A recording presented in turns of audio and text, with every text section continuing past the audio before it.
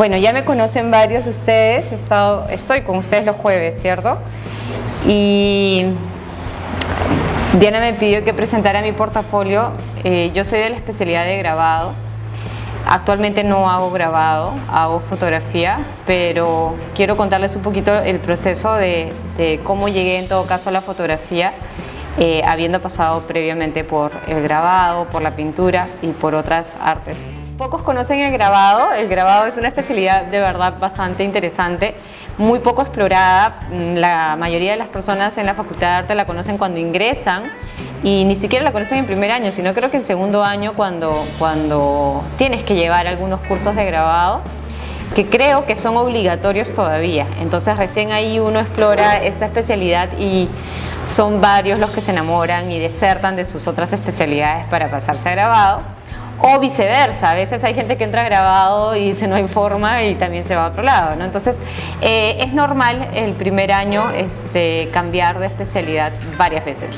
No se sientan desanimados ni inseguros porque es un proceso, ¿no? Muchos de ustedes son súper chiquillos también, ¿no? Entonces es como natural que todavía no tengan claras las cosas y no tendrían por qué hacerlo tampoco, ¿no? Yo postulé literatura, me fui a pintura, pasé por grabado y ahora hago fotografía, entonces y así yo me imagino que me la pasaré haciendo muchas otras cosas más, ¿no? No tengan miedo de encasillarse dentro de una especialidad porque de verdad no es así, ¿no? Entonces bueno, les voy a comentar, yo voy a comenzar en todo caso, como ustedes me han dicho que comience por el final, voy a comenzar por lo que hago ahora en realidad, ¿no? Y vamos a ir retrocediendo hacia el pasado oscuro que he tenido en el grabado para que vean más o menos cuáles fueron los proyectos que yo presenté casi ya en los 2 últimos años de carrera. Pero antes de eso también hubo un montón de exploración previa con técnicas bastante más tradicionales. Creo que por ahí tengo algo también, no estoy muy segura. Bien, entonces, actualmente hago foto. He comenzado a fotografiar con mi celular, porque pienso que el celular es una herramienta de la que uno no se despega nunca, ¿no? ¿Cuántas veces ustedes en el día están lejos de su celular? Nunca, ¿no? ¿Quién está lejos de su celular más de 1 hora al día? ¿No? Ya, 1 hora al día, sí, 2. Todavía, ¿Diana se los quita o todavía no ha llegado a ese extremo? No, pero a veces yo al menos paro pegada porque ahí trabajo, ahí estoy conectada con muchos de mis alumnos porque enseño en otros lugares, ¿no? Entonces es difícil despegarme, entonces como no tengo tiempo tampoco de cargar la cámara en el cuello por la calle, mientras estoy haciendo mis cosas, el celular me está sirviendo actualmente para trabajar en realidad, ¿no? Para no dejar de producir también, ¿no? Estas fueron sí fotografías tomadas con cámara digital. Ahora, para pasar a la cámara digital, yo pasé un proceso analógico. No sé si alguna vez ustedes han tenido la posibilidad de usar una cámara analógica de rollo. La diferencia quizá más importante es que la cámara digital te permite ver la imagen de manera inmediata. La cámara analógica no la ves y tienes que revelarla, y cuando la revelas y te das cuenta que tu rollo es un mamarracho, tienes que regresar al lugar e intentar hacer las cosas de nuevo y mejor, ¿no? Y además es un desperdicio de plata porque cada rollo te cuesta como 15 soles, mientras que lo revelas es un montón de tiempo, ¿no? Entonces tienes que aprender a mirar, porque aquello que tú mires en esa cámara es lo que queda, ¿no? Y no hay tiempo de pensar, bueno, ahora borro, ¿no? Sino que comienzas a desarrollar un ojo muchísimo más agudo que quizá la cámara digital actualmente no nos da porque estamos acostumbrados a lo inmediato. Entonces ese proceso que también te lo da el grabado de procesos largos en los que tienes que pensar, experimentar, tener más o menos claro a veces qué es lo que quieres, ¿no? Te lo da la fotografía analógica, ¿no? Y es una experiencia muy rica, muy bonita, ¿no? Y ya luego cuando agarras cualquier elemento digital, la verdad que tu ojo ya está entrenado, ¿no? Entonces hay gente que dice, no, pero la cámara del celular, el celular tiene miles de posibilidades, no por ser un celular no deja de ser un captador de imágenes. No importa con qué cojas una imagen, la idea es cómo lo haces, cómo lo piensas, ¿no? Entonces es un poco ese es el proceso que yo pasé a través del grabado y posteriormente de la fotografía, ¿no? Esta es otra imagen fotográfica, esto también es con cámara digital, es de una 60D de Canon, que me llevé a un viaje que hice. Este es un mercado en Tacna donde venden vestidos de novia de segunda mano, ¿no? Y es súper emocionante porque encuentras en el mercado de todo y en eso hay vestidos de novia, ¿no? y me pareció lindísimo porque además el mercado está lleno de color y en eso hay una sección blanca, ¿no? Y me llamó un montón la atención. Esto, por ejemplo, es en el mercado de Magdalena, ¿no? El señor justo había salido y estaba solamente la chica que atendía, pero me pareció súper emocionante ver tremenda cantidad de relojes acumulados, porque era como el lugar del tiempo, ¿no? Esto también lo encontré en un parque zonal en Villa María del Triunfo, me parece, y consistía en que tú te podías tomar una foto allá en el centro con estos peluchitos, ¿no? Y me pareció lindo. Claro, yo no me tomé la foto con el peluchito, sino más bien le tomé la foto a los peluchitos. Pero estas cosas, por ejemplo, se logran con un celular, ¿no? Como esto. No, esta la hice en Ecuador. Entonces, el celular es un elemento que va a tener la utilidad que tú le des, ¿no? Si tú la usas para Facebook todo el día, chévere, pero la puedes usar también para hacer app. Eso también es hecho con celular, por ejemplo, ¿no? Entonces depende cómo mires en realidad, ¿no? No tanto el objeto que usas, sino qué es lo que tú ves.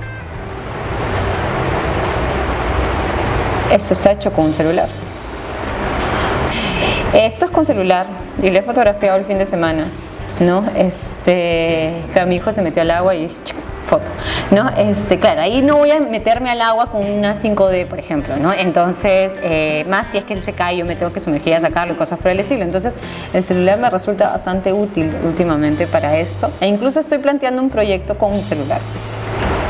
Y es ahorita lo que tengo a la mano, ¿no? En realidad, no porque no tengas una cámara en un momento específico puedes limitarte, o no porque no tengas óleos, si eres pintor, tienes que limitarte, ¿no? Un poco lo que a mí me pareció bonito con los chicos de este año que estamos viendo grabado acá en la Puerta Roja, es que cuando ustedes experimentan, a mí me hacen volver a experimentar, ¿no? Entonces, por ejemplo, cuando Vanessa, tú me dices, oye, qué bonito esto de agarrar un trozo de cartulina, ¿no? o de cartón y ponerme a usarlo como si fuera pincel, ¿no? Eso es pintar. No, claro, lo estás usando con otro medio, no tienes un óleo, no tienes una témpera, pero estás haciendo pintura de alguna u otra manera. Entonces, esa experimentación es lo que ustedes no deben de perder siempre de vista, ¿no? Estas las tomé en una casona que está cerrada en Barranco, a la que me dieron permiso para entrar y había estas cosas, incluso se han robado los pisos, ¿no? Entonces tenías que bajar de un piso a otro por una escalera, porque se han robado todo, los pisos, los laminados, las losetas que habían, ¿no? Luego en el 2013 estuve participando en Art Lima, acá me he olvidado de poner una exposición, no importa. En Art Lima presenté 4 imágenes que tomé en distintas partes del mundo, ¿no? Este fue un campamento en el que estuve en Dresden, en Alemania, y era un campamento de artistas. Íbamos a exponer en un festival de arte súper importante en Dresden, pero había una parte de residencia donde estaba yo y había otra parte que se le dieron a otros chicos que fueron y estaban en carpas, ¿no? En un clima horroroso porque llueve torrencialmente. Nunca nos fuimos, fue una exposición individual, la segunda exposición individual que tuve, que fue video, proyección y diapositivas. Eso fue en la Fundación Euridiomas. Este es un poco el montaje. Había un proyector chiquitito que tengo todavía, que proyectaba un video de una casa que estaba ubicada en la calle Casimiro Ulloa, que está más abajo. Era una casa que iban a destruir para convertir en edificios, que es lo que ahora se hace en Lima, ¿no? La gente vende su casa y al mes siguiente hay un edificio de 30 pisos con 20 departamentos, ¿no? Y a mí me da un montón de nostalgia esas cosas, ¿no? Entonces pedí permiso para fotografiar la casa antes de que la destruyeran y hice un registro fotográfico de estos espacios, y luego, como la casa estaba más o menos construida en los años 60, ¿sí? ¿No?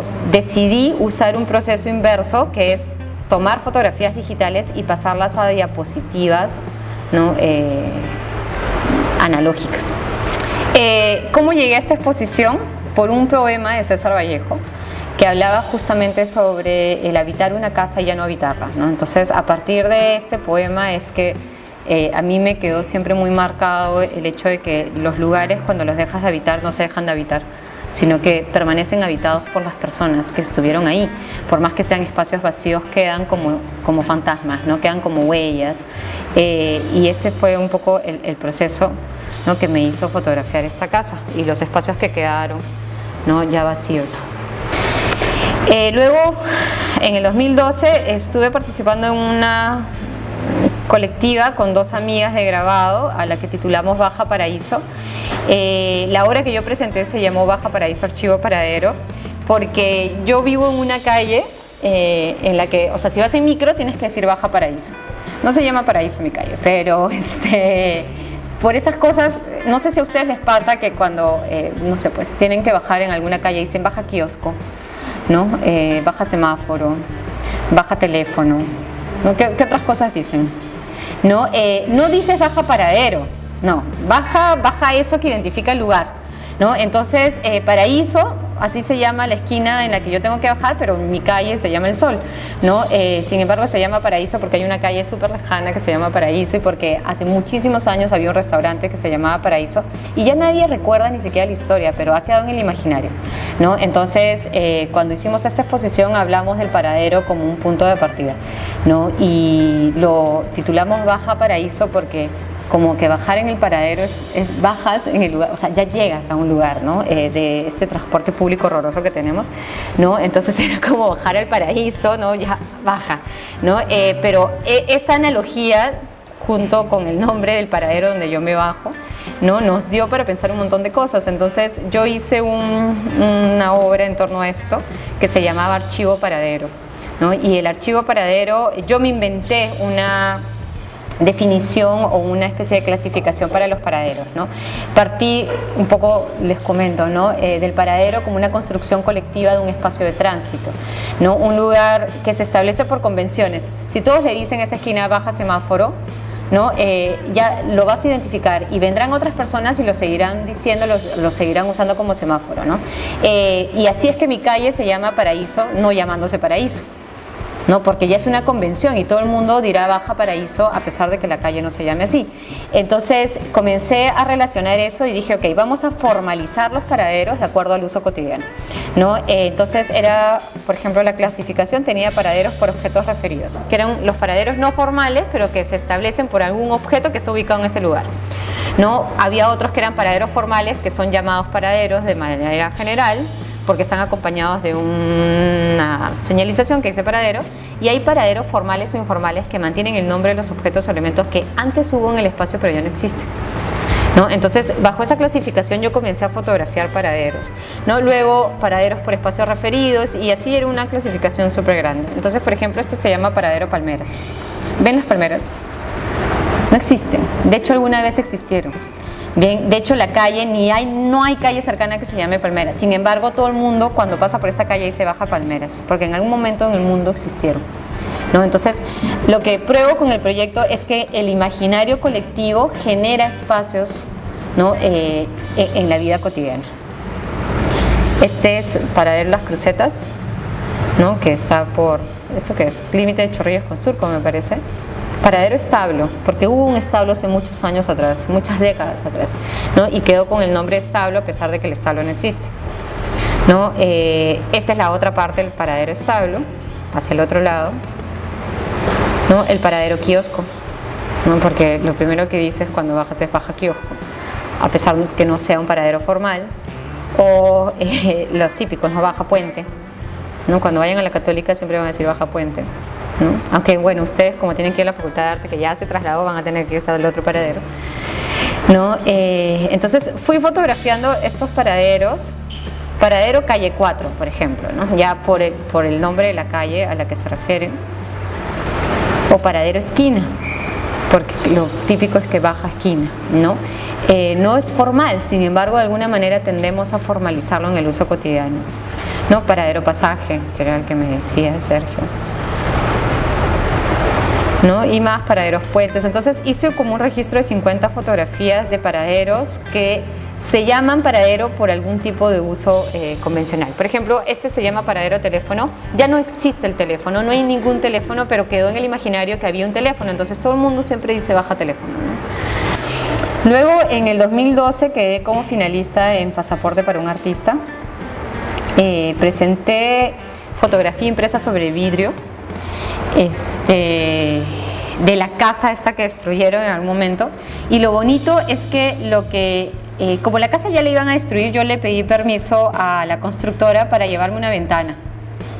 Y bueno, ya luego la mandé a cortar y generé estas pequeñas ventanas, ¿no? Y detrás de las ventanas ponía estos vidrios que eran como estos espacios que estaban destinados a desaparecer porque ya los iban a destruir, ¿no? Entonces, de acá un poco en este proyecto sí jugaba con el grabado, con esta idea de la huella, el registro fotográfico sobre una superficie transparente, que siempre me ha gustado, ¿no? Y conjugarla con este trozo de espacio real que iba a ser destruido, que fue la ventana, ¿no? De la que me apropié.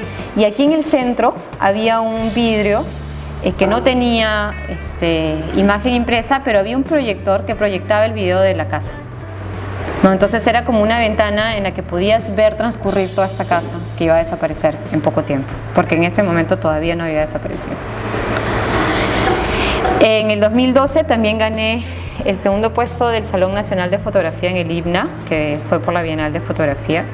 Presenté 3 imágenes en las que me armé una historia, ¿no? de esta idea del closet y bueno, no sé, la historia queda para que cada uno se la invente en realidad, ¿no?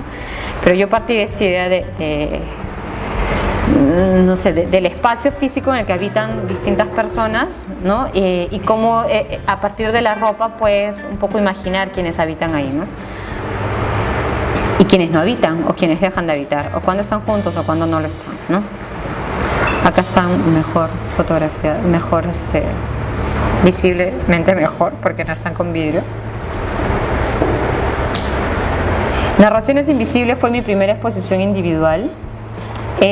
Partí también de la imagen fotográfica en blanco y negro para trabajar el objeto como una narración de los seres humanos que habitan los espacios sin necesidad de fotografiar a los humanos. Hay una cosa que probablemente vean siempre en mis fotografías, que casi personas no uso, ¿no? No me gustan las personas, o sea, me gustan, sí, me encantan las personas, hablo con las personas, pero no me gusta fotografiarlas, ¿no? Me incomoda porque además fotografiarlas implica que a veces tú quieres que estén de una forma y les tienes que, o sea, como que ya me parece un poco forzado. Entonces prefiero fotografiar el espacio que habitan las personas, que me parece más sincero que a veces tener que decirle a la persona posa de tal forma, ¿no? Entonces en Narraciones Invisibles lo que hice fue eso, ¿no?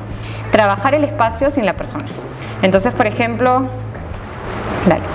en este foco tú podías ver toda la habitación, ¿no? Entonces no tenía que fotografiar ni siquiera la habitación, porque el foco y su reflejo me hacían la habitación, ¿no? Entonces de alguna manera era una narración invisible. Estaba el foco, pero te narraba todo el espacio a la vez, ¿no? O esta de aquí, ¿no? Que son cosas como muy chiquitas que nadie ve, ¿no? Que cuando estás cosiendo insertas la aguja en algún lugar para que no se te pierda, ¿no? Entonces intentar fotografiar estos detalles como metáforas de lo humano, de quien habita esos espacios, ¿no? Y de ahí fue un poco el nombre de Narraciones Invisibles.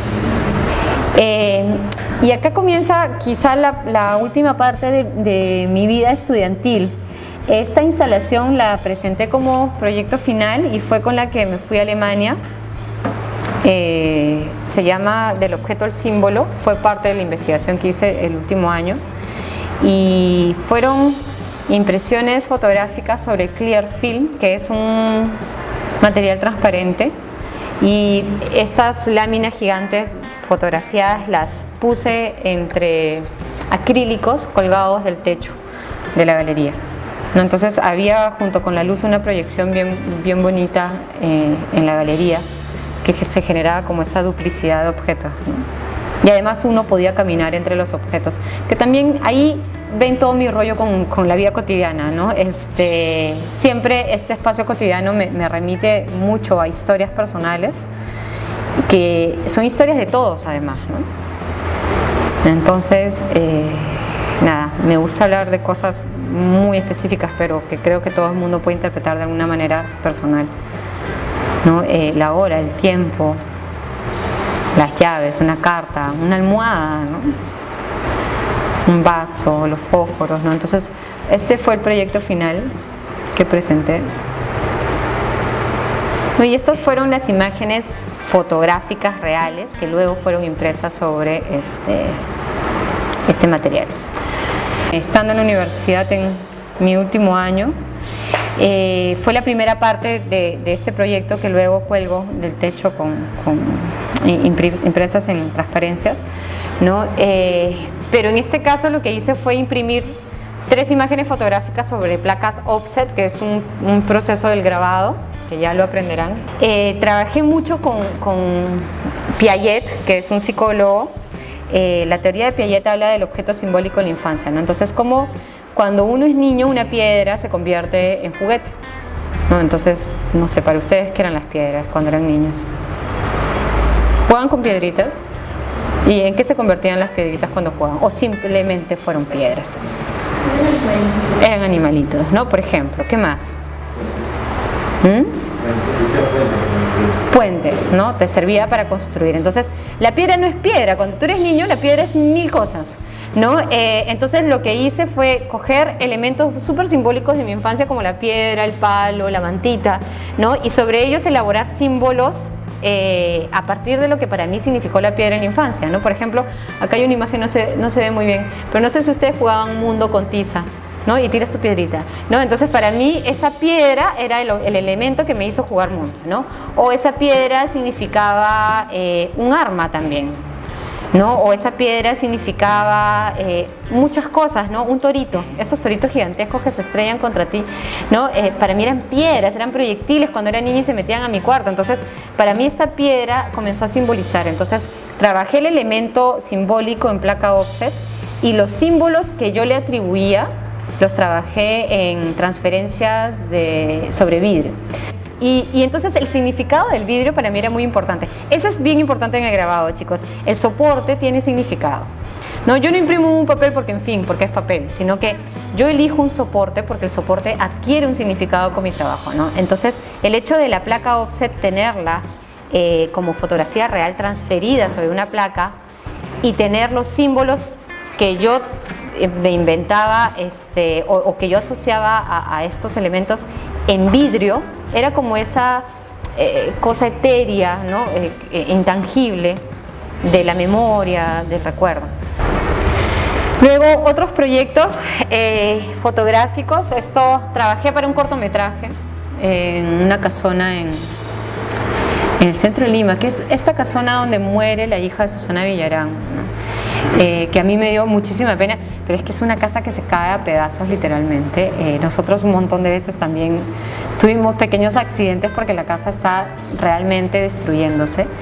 Y nada, se pidió la ocasión para un cortometraje y yo me encargué de la fotografía fija del cortometraje, ¿no? Y bueno, esto nosotros lo arreglamos para el cortometraje porque el estado en el que estaban inicialmente no era este, ¿no? Pero ya llevamos las mantas, las planchas y esas cosas. Este fue mi primer premio de fotografía que me lo dio la Facultad de Arte en el 2008. Fue con fotografía analógica además, ¿no? Esa es tomada con rollo, no saben la chamba.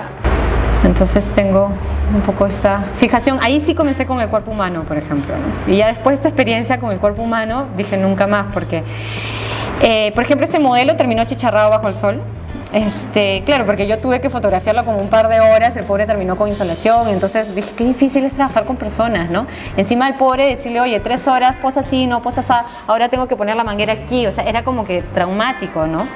Esto es vidrio con agua y detrás está el modelo, ¿no? Entonces genera estas sensaciones como sumergido, ¿no? Porque no está sumergido en nada en realidad, es el vidrio con agua. Y cuando también ustedes en grabado van a hacer varios proyectos de autorretrato y son exploraciones bien interesantes porque no es pintarte a ti mismo, no es hacerte en escultura, sino es pensar de manera conceptual cómo tú te quieres ver. Entonces, un autorretrato que lo presenté en la Galería del Banco Central de la Reserva en el 2010 se llamaba Espacios Mentales y eran 3 cubos blancos, ¿no? Para mí este era mi autorretrato. No, bueno, no me conocen mucho, pero suelo ser una persona bastante seria, ¿no? Muy ecuánime, no parece que estuviera loca en absoluto, ¿no? Entonces como que siempre tengo un temperamento, a mí me parece muy tranquilo y todo, pero por una parte siento que es eso lo que más exteriorizo, ¿no? Pero estos 3 cubos perfectamente blancos, ¿no? Silenciosos, tenían un agujero en el centro. y cuando te aproximabas a ellos podías ver la reproducción de ciertas cosas al infinito a través de un juego de espejos, ¿no? Entonces era una forma de autorretratarme. Y claro, ahí hablas de esto de cómo eres por fuera, cómo eres por dentro, ¿no? Y es un autorretrato simbólico también, ¿no? O sea, no es que yo me pongo a mí, sino es cómo uno se define a sí mismo, ¿no? Entonces, en ese proceso de reflexión de uno mismo encuentras cosas muy bonitas. Y, por ejemplo, ¿en qué me inspiré? En Alicia en el País de las Maravillas y en un cuento de Borges, que hablan mucho del espejo, ¿no? Entonces, esta idea del espejo me fascinaba, ¿no? Esta idea de que mentalmente somos un mundo totalmente diferente al que aparentamos ser, ¿no? Entonces, ese fue una experiencia de autorretrato.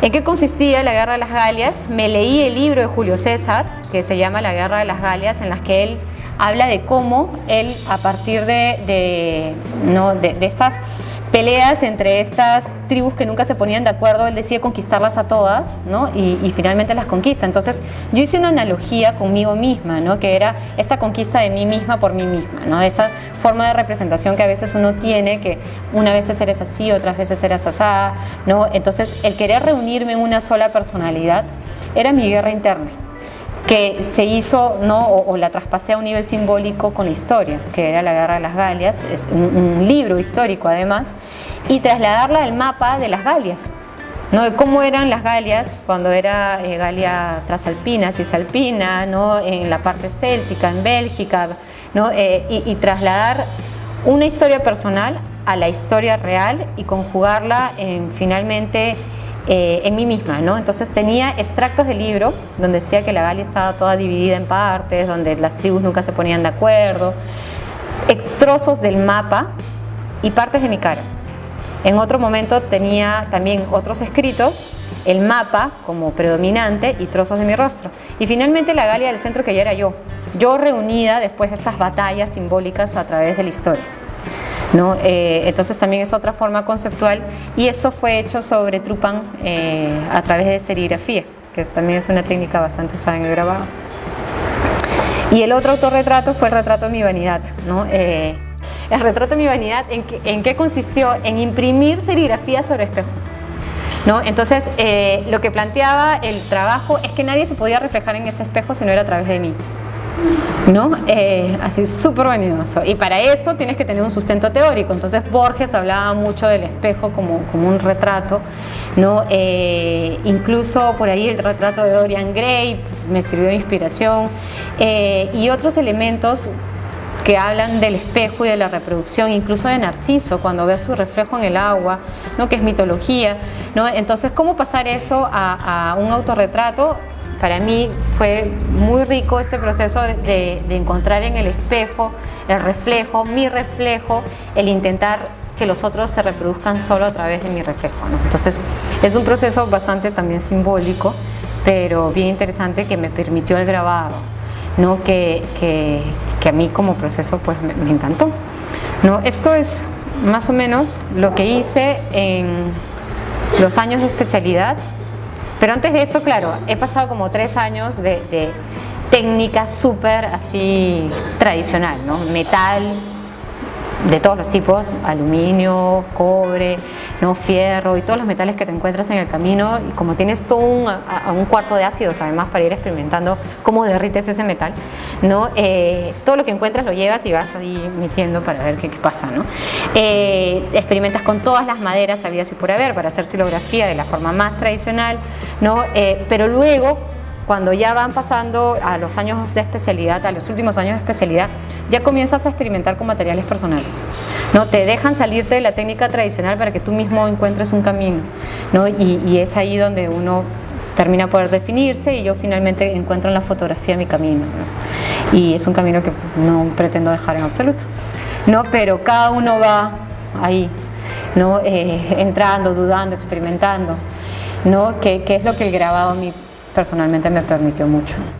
Entonces, estudiar arte yo pienso que es de valientes en muchos aspectos, pero también de muy creativos, porque no es solamente crear obra. Hacer arte es hacer 1000 cosas. Yo actualmente no estoy haciendo obra, pero por ejemplo hago proyectos de desarrollo desde el arte y el diseño, y trabajo para un grupo de investigación de la Católica, ¿no? Entonces hemos trabajado con comunidades artesanales en el norte, aquí mismo en Lima, en la selva, ¿no? Entonces mi formación de artista me ha permitido hacer proyectos de desarrollo con comunidades vulnerables, incluso con niños, ¿no? Y eso es algo que a veces uno no explora mucho porque te quedas en la idea de yo soy el artista y quiero exponer, ¿no? Pero hay un camino también, ¿no? que es el desarrollo de proyectos. Y la educación también es un elemento súper importante. Yo ahorita he tenido la oportunidad de trabajar para la Fundación Telefónica dentro de proyectos educativos que tienen que ver con arte y ciudadanía, ¿no? Estoy trabajando en la primera escuela disruptiva de la Fundación Telefónica, que es un proyecto que se ha traído de España y se está aplicando en Perú de manera gratuita, ¿no? A mí sí me pagan, ¿no? Pero se aplica de manera gratuita a las personas que quieran participar del proyecto, sobre todo dirigido a docentes, ¿no? Entonces, como que el arte te abre puertas, pero nosotros no hay que cerrarnos a la única posibilidad de ser artistas nada más. Piensen en trabajos interdisciplinarios. Hay muchos colectivos de artistas, arquitectos, psicólogos que están trabajando juntos. Hay muchos colectivos de educadores, artistas que están trabajando juntos.